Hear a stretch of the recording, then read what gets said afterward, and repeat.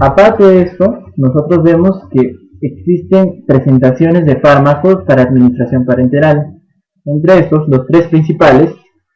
aquí evidenciándose dos: primero el hierro dextran, que se puede aplicar por vía intravenosa o intramuscular, tiene una disponibilidad del 90% después de la interacción con el sistema retículo endotelial, un tiempo de vida media de 6 horas, se excreta en heces, en el sudor, en descamación de mucosas y en la orina. Vamos a ver que este tratamiento es muy óptimo en pacientes con anemia ferropénica que no suelen apegarse a la terapéutica por vía oral o que presentan alguna alteración que dificulta la absorción intestinal. Vemos que tienen una presentación en ampollas con una dosis de 100 miligramos en 2 mililitros. Debemos de pasarla por infusión continua con una velocidad menor de 50 miligramos por minuto, y tenemos que valorar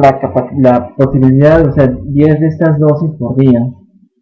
Ahora, antes de administrar estos fármacos por vía parenteral, tenemos que hacer una prueba de si es que pueden generarse reacciones anafilácticas o reacciones adversas tras la administración de esas. Por eso, ante todos los tratamientos con hierro parenteral, se hace una prueba de 0.5 mililitros de la sustancia que vayamos a inyectar a posterior para evidenciar si es que hay alguna reacción anafiláctica o alguna reacción adversa a este medicamento. Otro de los fármacos que usamos viene a ser el gluconato férrico sódico. Se aplica por vía intravenosa, su 80% es captado por la transferrina en 24 horas, se excreta al igual que el fármaco anterior y se usa básicamente en pacientes con anemia ferropénica, pero este fármaco ha demostrado ser más útil y ahora se considera el fármaco de elección frente al hierro dextran y otros hierros, debido a que suele presentar, o básicamente se han reportado nulos casos de reacciones anafilácticas a este tipo de fármaco. Tenemos la presentación en ampollas de 125 miligramos en 10 mililitros. Debemos diluirlo en 100 mililitros de suero fisiológico y pasarlo con una bomba de infusión continua en una hora en 8 dosis por día. Por último, el sacarato de hierro, que viene a ser la tercera forma de presentación del hierro parenteral, vemos que se puede aplicar por vía intravenosa o intramuscular. También hacer una prueba de 0.5 mililitros antes de administrar la dosis terapéutica normal para ver si hay reacciones anafilácticas. Vemos que su disponibilidad es del 86% después de la interacción con el sistema retículo endotelial, con un tiempo de vida media de 6 horas, con la misma excreción que presentan los anteriores fármacos. Vemos que este tipo de fármacos no debe usarse en pacientes con enfermedad renal crónica, ya que presentan estos pacientes otro tipo de tratamiento para lo que viene a ser la anemia por enfermedad renal crónica. Ahora, este tipo de fármacos puede usarse ante la intolerancia del hierro dextrano. Vemos que la dosis que nos otorga viene a ser en ampollas de 100 miligramos en 5 mililitros. Debemos diluirla en 100 mililitros de suero fisiológico y pasarlo por infusión continua en 15 a 30 minutos al paciente. Ahora, como habíamos visto, una de las principales reacciones adversas al administrar este hierro, ya sea por vía oral o vía parenteral, viene a ser la intoxicación por hierro. Por tanto, para hacer una correcta terapéutica con nuestras sales de hierro, con nuestro hierro parenteral, tenemos que aplicar el cálculo de requerimiento de hierro. Esta fórmula, que básicamente viene a ser cuánto vamos a administrar de hierro, viene a ser igual al peso del paciente en kilogramos por una hemoglobina teórica, que viene a ser, en este caso, según la bibliografía consultada ahí abajo y según los consensos actuales de las guías del Ministerio de Salud de nuestro país, en Perú, nosotros vemos que nuestra hemoglobina teórica para varones puede variar desde 15 a 16 y para mujeres de 14 a 15, teniendo más o menos como un intervalo entre estos ambos para una mejor forma de recordarlo, un 15. Ahora, a este valor de hemoglobina teórica, que viene a ser 15, le restamos la hemoglobina real, es decir, lo que presenta nuestro paciente. Multiplicamos por el factor de 0.24, debido a que esta fórmula ha sido convertida de lo que viene a ser el peso en libras, que viene a ser simplemente un arreglo matemático, y se le puede asociar respecto a si hayan pérdidas en el momento de 500 o de 1000 miligramos, dependiendo de la necesidad del paciente. Por ejemplo, para empezar con un pequeño ejemplo de esto, tenemos que calcular la dosis o el total de hierro que tenemos que administrar a nuestro paciente. Tenemos a nuestro paciente adulto mayor que ha venido por un sangrado intestinal, gastrointestinal activo, el cual ha sido tratado con adrenalina mediante vía endoscópica y se ha estabilizado al paciente. Sin embargo, las pérdidas han sido crónicas y resulta que nuestro paciente tiene sarcopenia. Por tanto, nuestro paciente presenta 70 kilogramos. Ya, nuestro paciente entonces pesa 70 kilogramos, su hemoglobina teórica para este paciente viene a ser de 15, con una hemoglobina real en 8 gramos por decilitro. Al realizar nuestros cálculos vamos a tener que se debe de administrar 117.6 miligramos sin el adicional de necesitar de implementar las reservas necesarias. Es decir, aparte de tener esta cantidad de hierro a administrar en un paciente, en este caso por vía parenteral, ya que este cálculo de requerimiento de hierro principalmente se hace para la deficiencia y que se use el tratamiento parenteral, vamos a tener que necesitamos una administración de 117.6 miligramos, lo cual, si observamos nuestras tablas de tratamiento, podemos obtenerlo con el gluconato férrico sódico, que viene a ser de elección, lo cual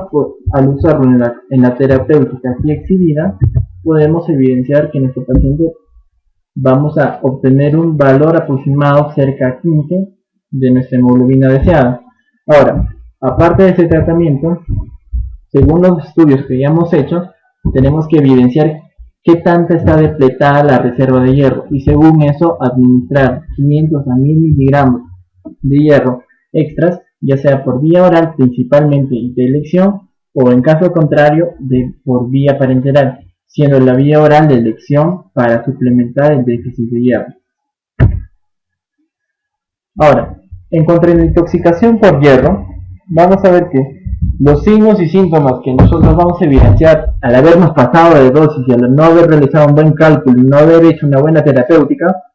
van a aparecer 30 minutos post ingesta o post administración del fármaco que hayamos suplementado.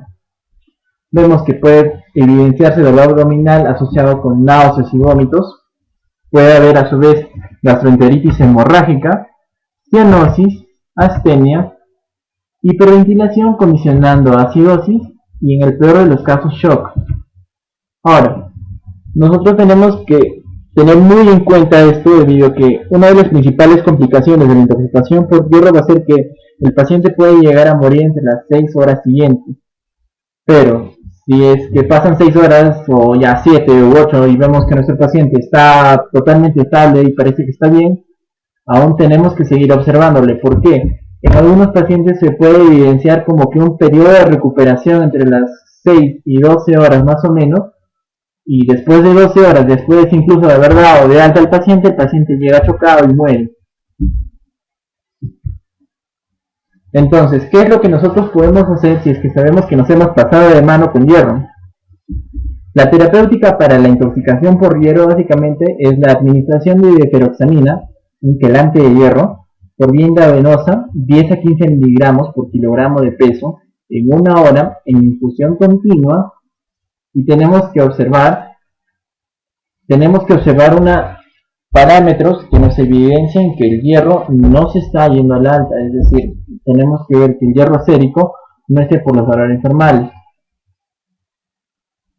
Ahora, si nosotros observamos que el hierro sérico se encuentra en una cantidad de 5 microgramos por mililitro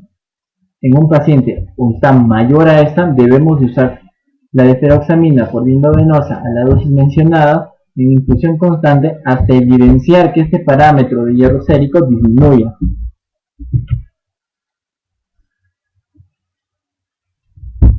Ahora, otra de las anemias de las cuales,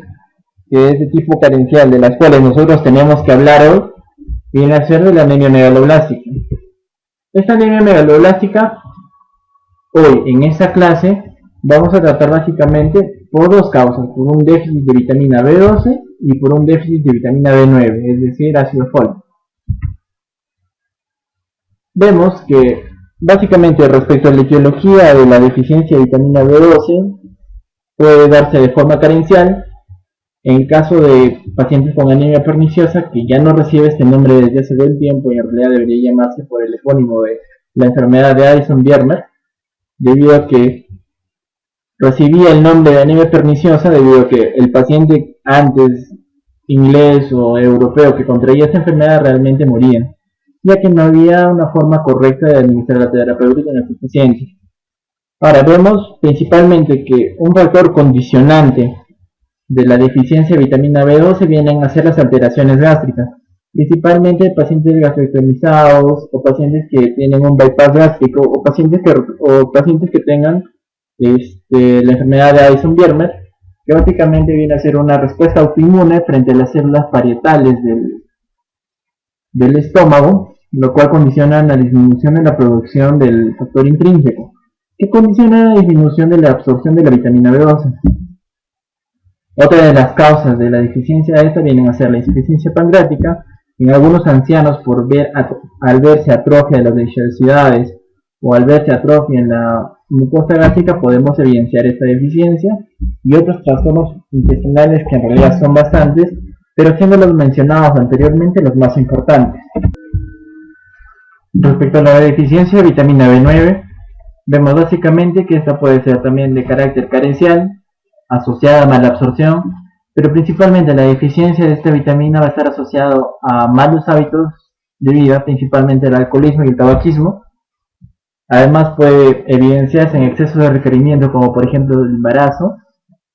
y por el consumo de fármacos antifolatos.